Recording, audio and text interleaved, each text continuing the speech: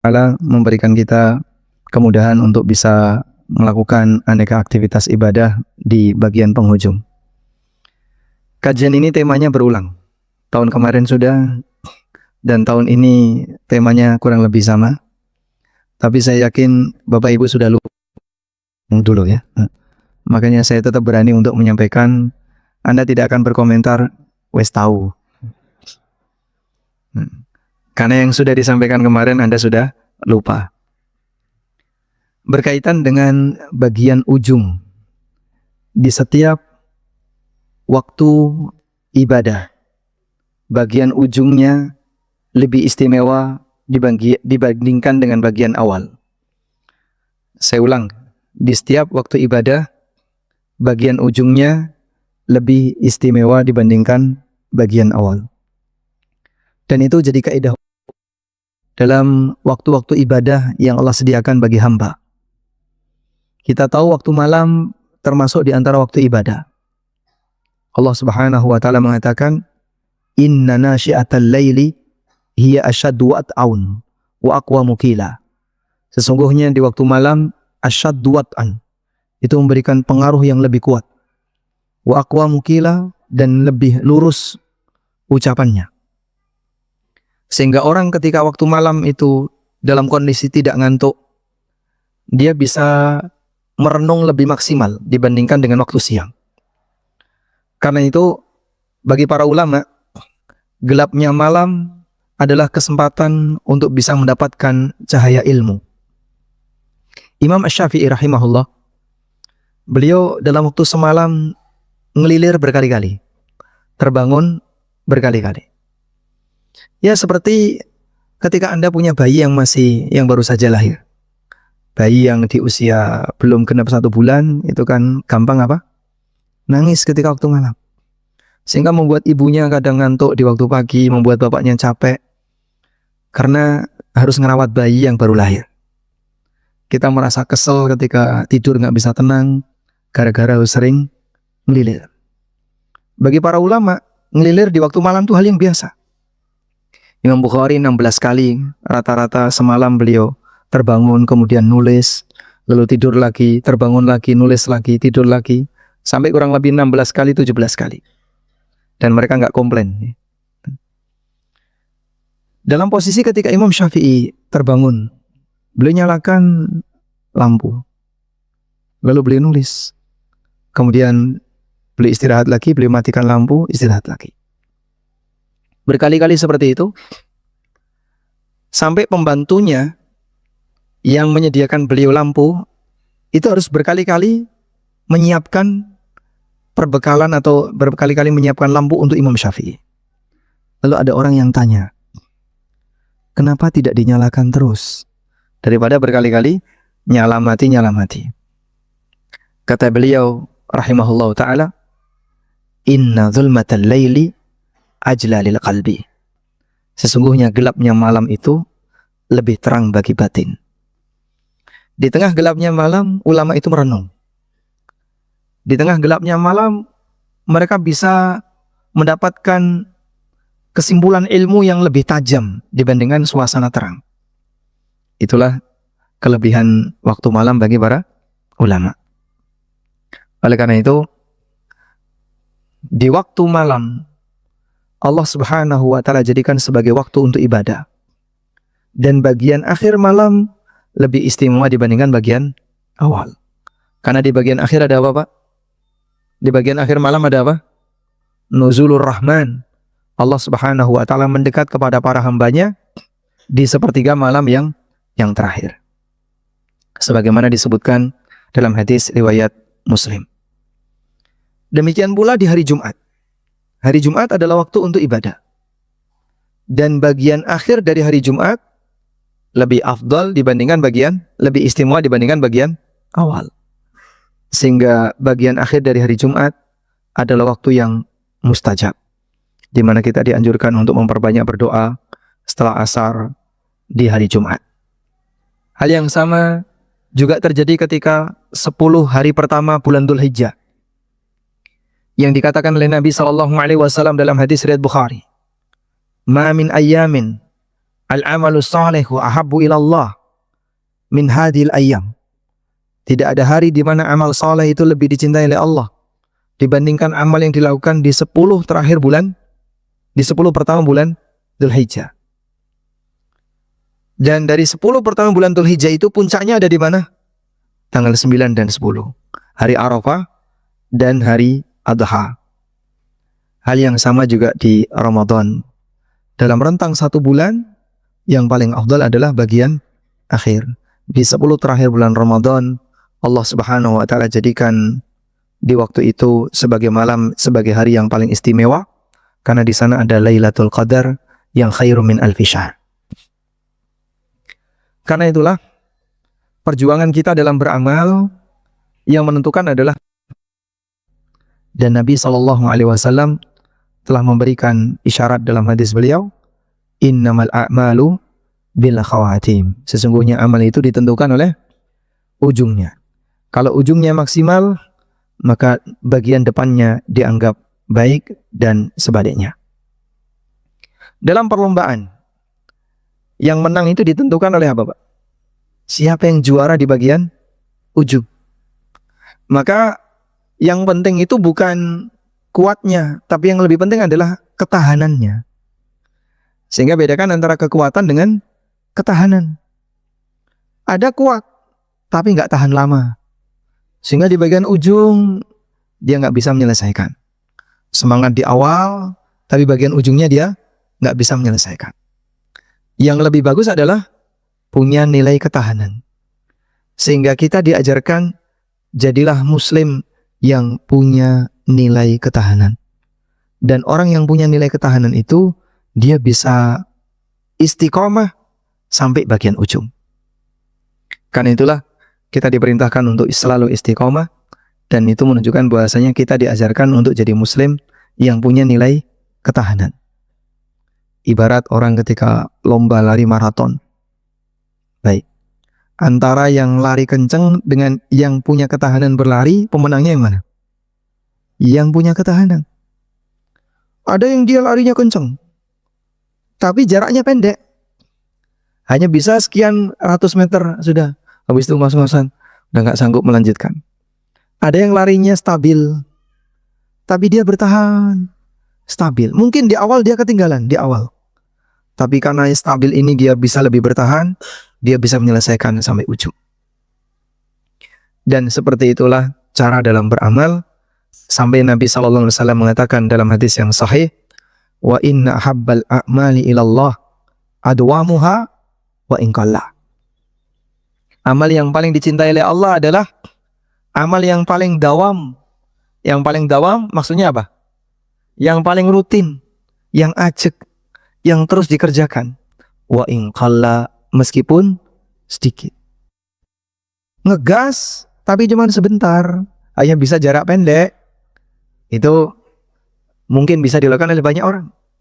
Tapi kalau ajek dan ketahanannya lama, seperti itulah amal yang diinginkan dalam syariat kita. Baik. Ada satu diskusi sederhana ya. Terjadi di antara para asatidzah. Waktu itu ada Ustadz Arifin Badri, ada Ustadz Syafiq, dan beberapa ustadz yang lain. Membandingkan antara binatang satu dengan binatang yang lain. Ada binatang yang dia makan daging, Pak. Binatang yang makan daging itu rata-rata punya kekuatan lebih. Seperti ya harimau, singa, dan seterusnya. Tapi dia nggak bisa jarak jauh. Citah itu bisa lari kenceng, cuman jarak dekat. Ada binatang pemakan rumput, tapi dia bisa jalan jauh, seperti onta, seperti kuda. Dah, maka manusia yang mana? Omnivora atau herbivora yang lebih kuat? Karena waktu itu bicara masalah makanan ya. Senang sayur atau senang daging? Untuk orang yang lebih kuat. Kalau senang sayur, ketahanannya lama. Awet muda, ramati-mati. Kalau senang daging, mungkin dia kuat di awal, tapi dia tidak tahan lama. Katanya begitu. Wallahu a'lam. Intinya ada kekuatan, ada ketahanan. Tapi kita diajarkan jadilah muslim yang punya ketahanan dibandingkan sebatas punya kekuatan. Baik. Dalam ibadah juga seperti itu. Yang punya ketahanan itulah yang berhasil. Maka kita diperintahkan oleh Allah untuk beribadah sampai kapan? Sampai mati. Wa'bud rabbaka hatta ya'tiyakal yakin. Beribadahlah kepada Rabbmu sampai datang kepadamu kematian. Karena kita disyariatkan untuk beribadah sampai mati. Sehingga butuh ketahanan. Bertahan untuk sampai mati beribadah kepada Allah jadi orang taat. Bukan sebatas rok-rok asem. Semangat di depan, gerutu-gerutu, habis itu hilang. Bukan seperti itu. Makanya siapa yang paling bertahan, itulah yang pemenang. Baik. Selanjutnya, amalan pamungkas apa yang bisa kita lakukan agar kita punya ketahanan? Yang pertama jamaah, dan ini kunci keberhasilan seorang hamba ketika beribadah murni karena Allah. Kita memahami itu sebagaimana berulang-ulang sering kita diingatkan. Iyyaka na'budu wa iyyaka nasta'in. Iyyaka na'budu wa iyyaka nasta'in. Hanya kepadamu, ya Allah, kami beribadah. Dan hanya kepadamu kami menyembah. Yang di sini menggabungkan dua tauhid. Tauhid uluhiyah dan tauhid rububiyah. Tauhid uluhiyah adalah pengakuan kita bahwa kita ini hanya boleh beribadah kepada Allah. Tauhid rububiyah adalah pengakuan kita bahwa kita ini diatur oleh Allah dan kita tidak akan bisa melakukan apapun kalau tidak ditolong oleh Allah. Maka tauhid rububiyah mengajarkan kepada kita untuk tawakal. Kamu hanyalah seorang hamba. Kamu hanyalah seorang hamba. Musak masih dengan alam dunia, semuanya ditentukan oleh Sang Kuasa. Kau tidak akan bisa melakukan kalau tidak diberi pertolongan oleh Allah.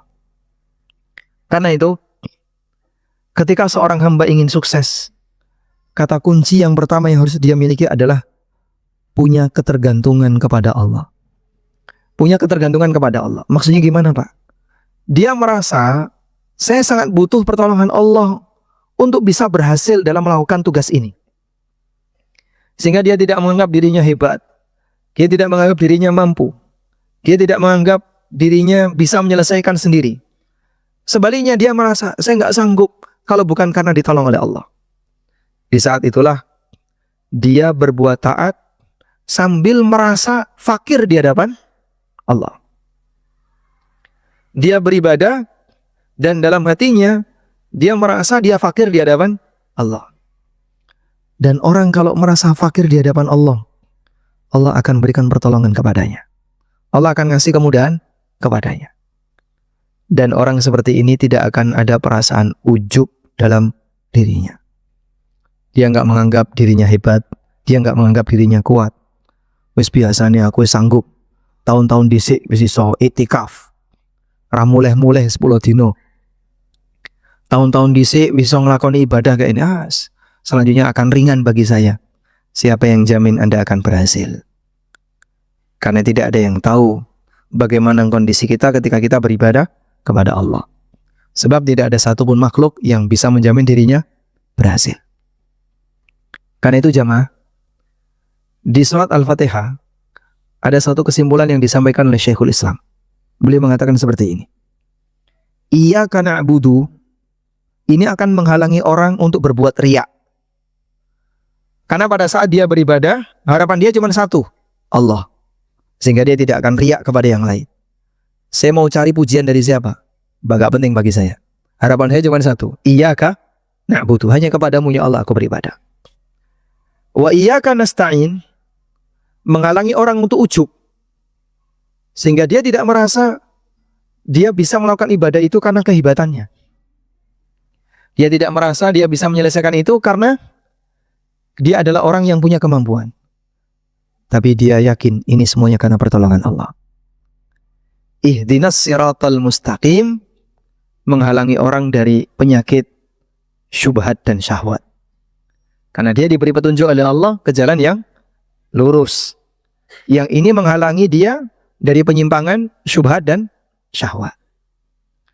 Maka Allah Subhanahu wa taala sebutkan 3 hal ini dalam surat Al-Fatihah agar orang menyadari perjalanan hamba menuju Allah, di situ ada penyakit riya, ada penyakit ujub, dan ada penghalang syubhat dan syahwat. Penyakit riya terhalangi dengan pengakuan dia, tujuan kamu ibadah hanya Allah, maka dia nggak riya. Penyakit ujub diobati dengan cara dia merasa saya mampu seperti ini karena murni pertolongan Allah. Dan ihdinas siratal mustaqim akan menjadi obat bagi penyakit hati yang sifatnya ada 2 macam, syahwat dan syubhat. Baik. Selanjutnya, bagian inilah kunci seorang hamba disebut oleh Allah sebagai al-mukhbitun. Al-mukhbitun. Siapakah al-mukhbitun? Allah berfirman dalam Al-Quran, wa basyiril mukhbitin. Berikanlah kabar gembira bagi al-mukhbitun. Berikanlah kabar gembira bagi al-mukhbitun. Alladzina idza dzukirallahu wajilat qulubuhum. Yaitu orang-orang yang apabila nama Allah disebutkan hatinya tersentuh. Yang dimaksud dengan al-mukhbitun adalah orang yang tawadhu ketika ibadah. Tawadhu ketika ibadah artinya dia merasa dirinya nggak mampu dalam menyelesaikan. Dia tidak mampu untuk menyelesaikan kalau bukan karena pertolongan dari Allah. Itulah al-mukhbitun. Dan orang yang mukhbit ketika ibadah, dia akan selalu bergantung kepada siapa? Pertolongan dari Allah. Baik. Saya menyampaikan teori seperti ini dan mencoba untuk mempraktekkan, ternyata sering gagal. Maka mungkin secara pemahaman Bapak Ibu sudah berkali-kali ini diulang tentang konsep iyyaka na'budu wa iyyaka nasta'in. Tapi kenapa kita sering gagal? Karena kita sering merasa punya kemampuan. Dan orang yang bersandar kepada kemampuan pribadinya itu awal dari kegagalan. Karena dia tidak mengakui kelemahan dirinya. Tapi kalau orang itu bersandar kepada, tawakal kepada Allah, awal dari keberhasilan. Wa may yatawakkal 'ala Allah fa huwa hasbuh. Barang siapa yang bertawakal kepada Allah, maka Allah yang akan mencukupinya. Dan tawakal puncak adalah tawakal dalam melakukan ibadah. Sebagaimana kita juga diajarkan untuk tawakal dalam mencari dunia. Nah, selanjutnya yang kedua, kita perbanyak mohon ampun kepada Allah. Bagian akhir sudah seharusnya kita jadikan sebagai kesempatan untuk melebur dosa. Kenapa demikian? Karena dalam kegiatan ibadah kita diajarkan untuk mengakhiri segala bentuk ketaatan dengan istighfar. Selesai sholat, apa bacaan yang kita ucapkan? Astaghfirullah, astaghfirullah, astaghfirullah. Sebagaimana yang dipraktikkan Nabi SAW.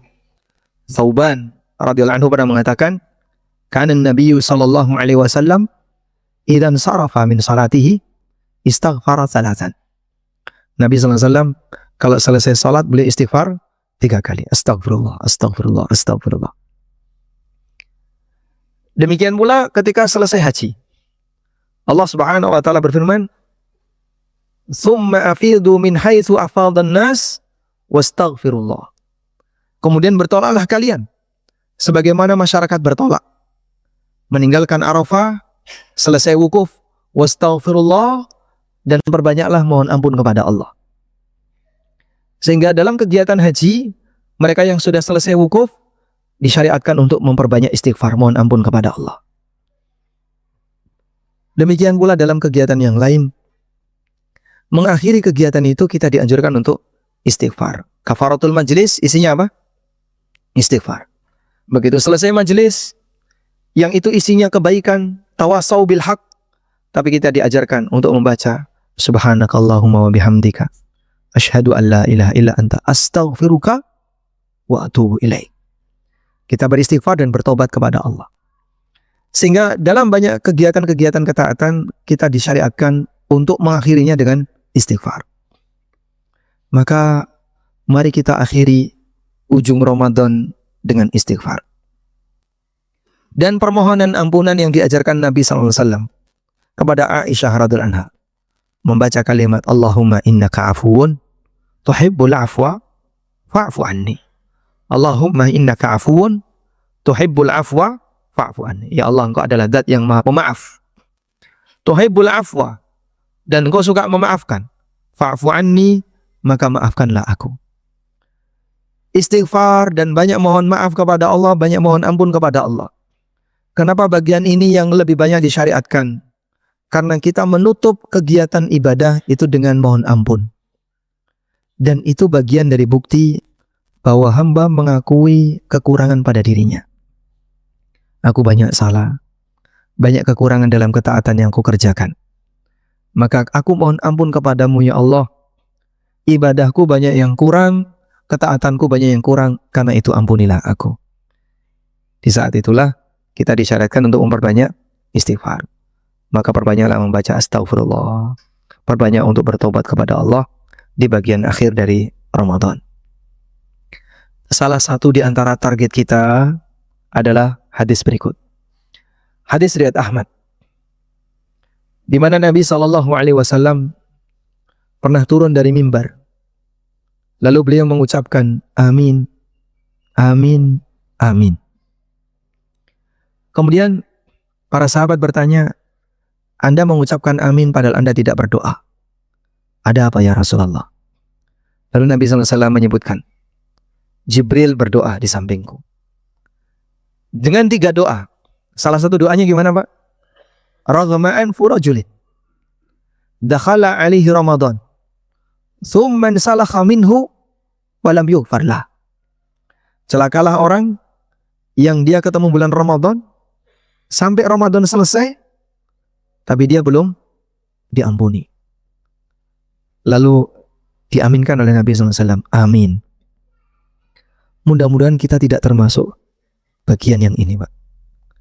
Didoakan kecelakaan oleh Jibril, diaminkan oleh Nabi SAW, oleh makhluk yang mulia, dan salah satunya adalah sudah diberi kesempatan ketemu Ramadan, tapi keluar Ramadan dosanya belum hilang. Padahal Ramadan adalah kesempatan untuk ngelebur dosa, cuman masih banyak orang yang selesai Ramadan, ternyata Ramadannya tidak berfungsi melebur dosa. Kenapa Ramadannya tidak bisa berfungsi melebur dosa? Dia masih banyak melakukan maksiat, masih banyak melakukan perbuatan dosa sepanjang ibadah yang dia kerjakan. Maka sangat disayangkan ya, di saat dia sudah punya kesempatan untuk melebur dosanya, namun yang terjadi justru nambah itu dosa. Ada nggak orang yang selama Ramadan dosanya bertambah? Selama Ramadan dosanya malah tambah, itu ada nggak Pak? Hah? Mungkin kita Pak, mungkin saya. Sehingga ketika Ramadan bukannya dosanya berkurang, tapi dosanya malah bertambah. Puasanya tidak diakui karena nggak berkualitas, sehingga nggak bisa untuk menghancurkan dosa. Ditambah maksiatnya bertambah. Ketaatannya tidak bisa mengurangi dosa, maksiatnya menambah catatan dosa. Waliyadzubillah. Oleh karena itu di bagian akhir, ya minimal kalau kita cuma mendapatkan dosa kita diampuni di penghujung Ramadan, itu sudah cukup.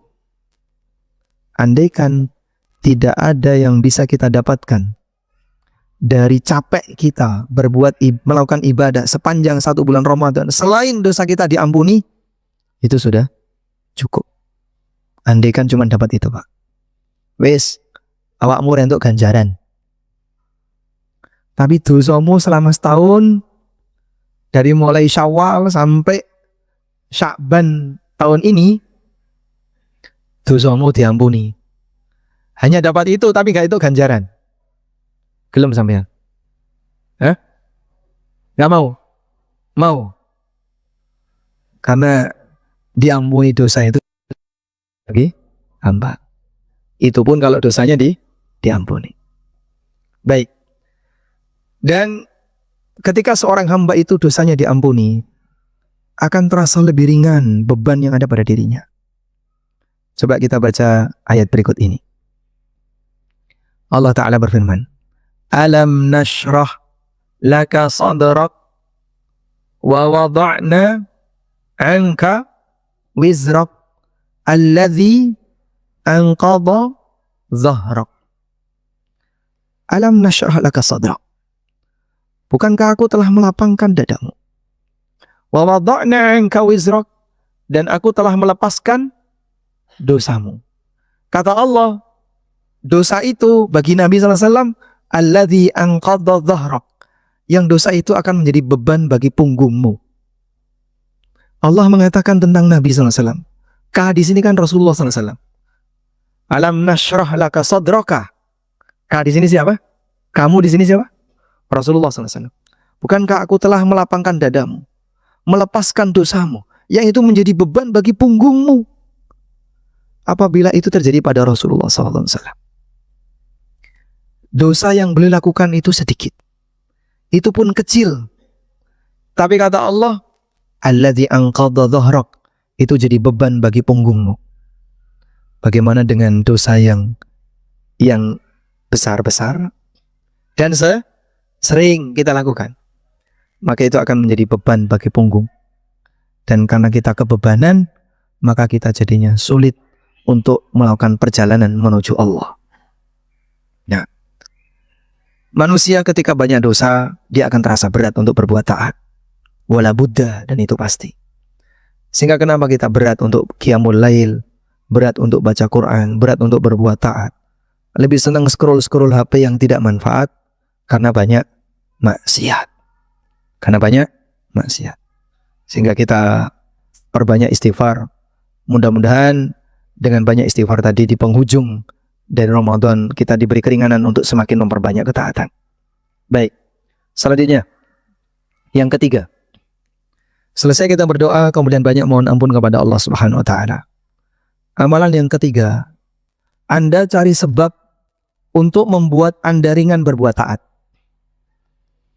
Bapak Ibu, kita sudah tahu amalan apa di akhir Ramadan. Qiyamul Lail. Nabi SAW kalau sudah memasuki bulan 10 terakhir Ramadan, beliau bangunkan keluarganya. Beliau jadikan di 10 terakhir Ramadan gak tidur.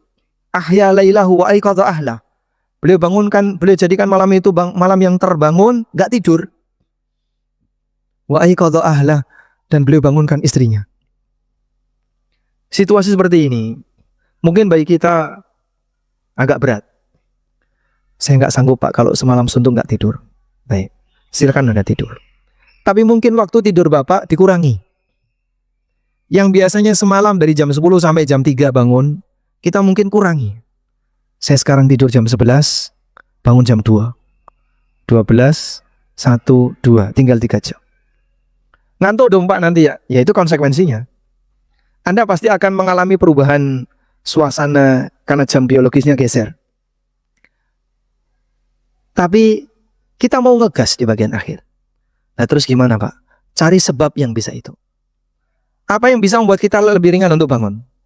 Turun masjid Mas. Silahkan tidur masjid. Udah. Sehingga badan gak nempel kasur selama 10 hari terakhir. Sanggup misal? Hah? Berat kayaknya. Insya Allahnya kok berat. Gak nempel kasur selama 10 hari terakhir itu berat gak? Nempel karpet. Boleh tidur di karpet? Di sini boleh? Oh di atas? Di atas apa? Alasnya? Kasur juga? Berpindah dari kasur rumah ke kasur masjid. Baik. Intinya Anda kumpul sama komunitas yang mungkin orang-orangnya bisa membuat Anda lebih semangat untuk qiyamul lail. Yang iktikaf di masjid. Sehingga dia tidak pulang selama 10 hari terakhir. Atau pulangnya cuma siang saja, malamnya di masjid. Lakukan kalau memang bisa dilakukan. Karena hanya dengan cara seperti ini, kita bisa jaga diri kita biar tidak banyak tidur. Karena kalau di rumah, waker bunyi, matiin, lanjut. Apalagi Kalau kemudian sudah kumpul sama keluarga, anak, istri, ya sudah, akan terasa lebih berat.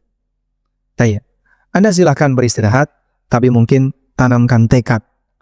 Dengan tekad, mudah-mudahan bisa lebih menggugah kesadaran. Jadi tekad itu sudah masang niat ya. Pokoknya malam ini jam 2 saya harus bangun. Saya tidur jam 11. Jadi ngantuk-ngantuk ditahan. Mau Quran ngantuk ya Pak? Ya karo melaku. Baca Qurannya sambil berdiri. Kayak siswa kalau ngantuk kon berdiri sama gurunya. Anda baca Quran sambil berdiri. Masih ngantuk sambil jalan.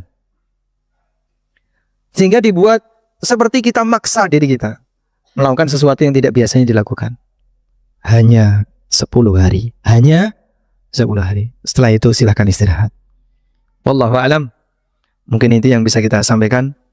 Mudah-mudahan apa yang kita tekadkan mulai dari sore ini mendapatkan pertolongan dari Allah. Dan Allah mudahkan kita untuk bisa menyelesaikan kegiatan ibadah dengan semaksimal mungkin di 10 hari terakhir Ramadan.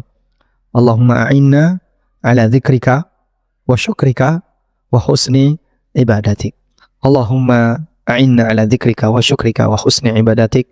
Ya musarrifal qulub, sarrif qulubana ala ta'atik. Ya muqallibal qulub, tsabbit qulubana ala dinik. Allahumma ighfir lana dhunubana wa israfana fi amrina wa tsabbit aqdamana wansurna ala al-qaumil kafirin. Rabbana atina fid dunya hasanah